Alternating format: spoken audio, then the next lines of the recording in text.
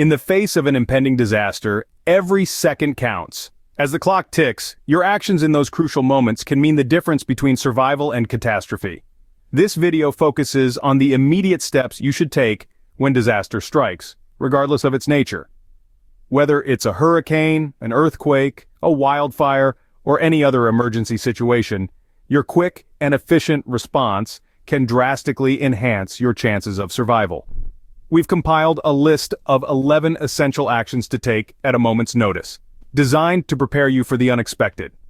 These are not theoretical scenarios. They are practical, real-life strategies that could save your life and the lives of those you care about. So, take a deep breath and prepare to arm yourself with knowledge that could prove invaluable in a crisis. Let's dive into the 11 last-minute moves you need to make when disaster strikes. The first step is to quickly assess the situation. Now, this isn't the time to panic. It's the time to stay calm and collected. Verify the disaster alert through reliable sources. This could be local news outlets or official government notifications. Don't rely on hearsay or social media rumors. It's crucial to quickly determine the nature and scale of the disaster. Is it a natural disaster like an earthquake or a flood? Or is it a man-made crisis like civil unrest or a chemical spill? The type of disaster will determine your next steps. Once you've got an understanding of the situation, decide whether to shelter in place or evacuate. This decision should be based on immediate dangers. For instance, if there's a fire, evacuation is the best option, but in the case of a tornado, it might be safer to stay put. Once you've assessed the situation, it's time to alert your family. It's crucial to ensure all family members are safe and informed. When disaster strikes, your first priority is your family. A swift and efficient response can make all the difference. Start by accounting for everyone. Whether they're in the next room or returning from school, make sure they're safe. If you have a family member who's out, contact them immediately and instruct them on what to do based on the situation. Next, gather everyone in a pre-designated safe area of your home. This should be a place you've discussed and agreed upon in your disaster planning sessions. If evacuation is necessary, commence procedures, ensuring everyone knows the route and the destination. The key here is communication. Everyone should understand the plan, including where to meet, if separated. It's not enough to simply tell them once. It should be something that's been discussed, practiced, and ingrained. Next, it's time to communicate with external family or friends. In times of disaster, communication is key. When the world around you is thrown into chaos, it's crucial to let those outside your immediate circle know that you're safe and what your plans are. So send a quick message to your relatives or friends. A simple text or call can provide a great deal of comfort in a stressful situation. But what if the network is down or overwhelmed? That's where having a designated communication point comes in handy. This should be a family member or a friend who lives outside the affected area. They can relay messages and updates between you and the rest of your family or friends. Remember, in a crisis, information is a valuable resource. Sharing your status and plans not only reassures your loved ones, but also helps to paint a clearer picture of the situation on the ground for them. Now that you've reached out to your loved ones, it's time to secure your home. Securing your home quickly can prevent further damage. Whether you're sheltering in place or making a swift exit, your home's security is paramount. If you're staying put, fortify your nest. Start by locking all doors and windows. This simple act not only protects against potential looters and a societal breakdown, but also shields against nature's wrath, in the form of wind, rain, or debris. But let's not stop there. Secure any outdoor objects that could turn into dangerous projectiles in a storm. That garden gnome might look harmless now, but in high winds, it's a missile. So, bring in the patio furniture, the barbecue grill, and yes, even the gnome. And don't forget about your garage. If it's attached to your house, its large door can be a weak point. Make sure it's shut tight and reinforced if possible. Now, if evacuation is your best option, you still want to leave your home as secure as you can. Before you dash, do a quick sweep. Turn off utilities, water, gas, electricity, to prevent further complications like flooding or fire. And of course, lock all doors behind you. Remember, this isn't about protecting material possessions. This is about minimizing risks, creating a safe return environment, and maintaining a sense of normalcy in a world turned upside down. Securing your home quickly is a critical step in your immediate response to disaster. It's about being proactive, not reactive. It's about taking control of what you can when so much is out of your control. So whether you're sealing yourself in or locking up as you leave, give your home the best chance of weathering the storm, figuratively or literally, It's more than just a structure, it's your sanctuary, your safe haven, and when the dust settles, it's the place where you'll begin to rebuild and recover. With your home secure, it's time to grab your emergency kit. Your emergency kit is your lifeline in a disaster. This is not just a box of supplies, it's your ticket to survival when the world around you turns chaotic. It should be packed with essentials like water, enough to last each person in your household 3 days. Food, non-perishable, easy-to-prepare items are best. Don't forget a first aid kit, stocked with bandages, antiseptic wipes, tweezers, medical tape, and more. Batteries for powering your flashlight and radio are a must. Personal documents like passports, birth certificates, and insurance policies should be kept in a waterproof container. Now, depending on the disaster, you might need to tweak your kit. If it's a blizzard, pack extra blankets. If it's a flood, consider waterproof items like raincoats and boots. Remember, your emergency kit is not a one-size-fits-all solution. It's a dynamic collection of items that can be tailored to meet your specific needs. With your emergency kit in hand, it's time to check for immediate dangers. Awareness of your surroundings can save your life. Picture yourself in the heart of a disaster. The immediate threats are not always the storm itself, the earthquake's tremors, or the fire's flames.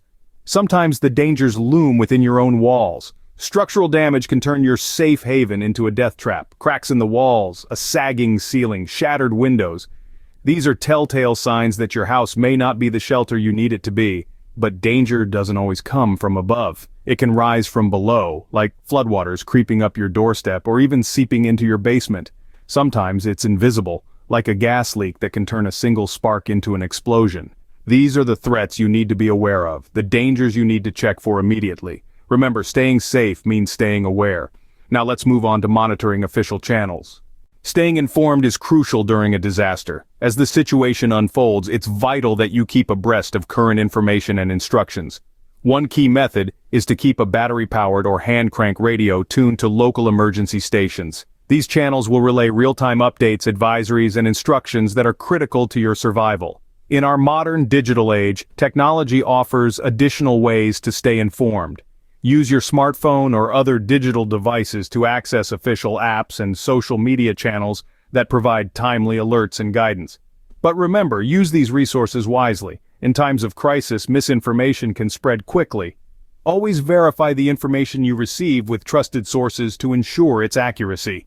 Monitoring official channels not only keeps you updated on the disaster's progression, but it also provides you with vital instructions on how to best protect and ensure the safety of your family. After securing information, it's time to protect yourself and your family. Protecting yourself and your family is paramount. When disaster strikes, your immediate environment could become a danger zone. Based on the nature of the catastrophe, it's crucial to move swiftly to a safe room. This could be a basement during tornadoes or an interior room without windows during hurricanes. But remember, a safe room isn't just about location, it's about fortification. Think thick walls, minimal windows, and sturdy doors. It's about creating a fortress within your home to withstand the storm outside.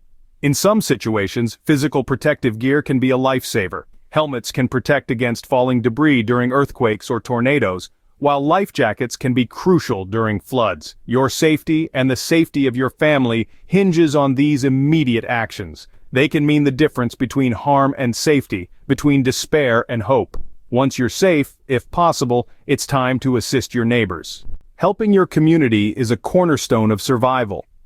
When the ground stops shaking or the winds die down, it's time to look beyond your four walls.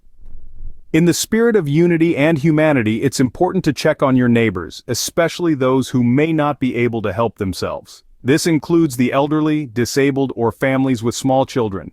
However, remember to prioritize safety. Don't put yourself at risk. It's not about playing the hero, it's about lending a hand where you can. If you can safely reach them, see if they're okay. Do they need medical assistance? Are they in immediate danger? If you can help, do so. If it's beyond your capabilities, try to get them the help they need. Remember, in times of disaster, we're all in this together. Now that you've ensured everyone's safety, it's time to document the event. Documentation can be crucial for recovery after a disaster. In the midst of chaos, it may be hard to think about snapping photos or recording videos, but these can be invaluable. Not just for memories, but for more practical purposes. Insurance companies often need visual proof of damage to process claims. If it's safe, take a moment to capture the state of your home or surroundings. It's not just about physical damages either. A written log of events and damages can be helpful. Jot down what happened, when it happened, and any other pertinent details. This can be useful for insurance claims or even just for your own personal record. Documentation isn't just about what's lost, it's about starting the process of rebuilding. Lastly, remember to stay adaptable. In a disaster, conditions can change rapidly. Your survival may hinge on your ability to adapt on the fly. Being prepared isn't just about having a plan, it's about being flexible enough to change that plan based on new information.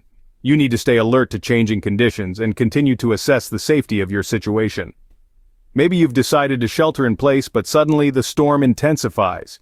You might need to switch gears and evacuate. Or perhaps you've evacuated, but the roads are blocked, and you need to find a new route. You have to be ready to pivot at a moment's notice. Remember, the most important thing is your safety and the safety of your loved ones. So don't stick rigidly to an initial plan if it's no longer the safest option. Be willing to make tough decisions and change your course if necessary. With these steps, you're better prepared to handle any disaster that comes your way.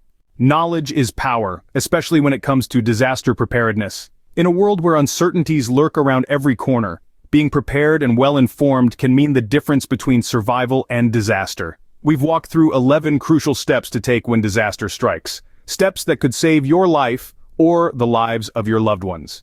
But remember, preparedness is a journey, not a destination. Stay with us on this journey. Subscribe to our channel to continue gaining insights and learning strategies to enhance your disaster preparedness. Each video we share is another tool in your survival toolkit, another step towards readiness.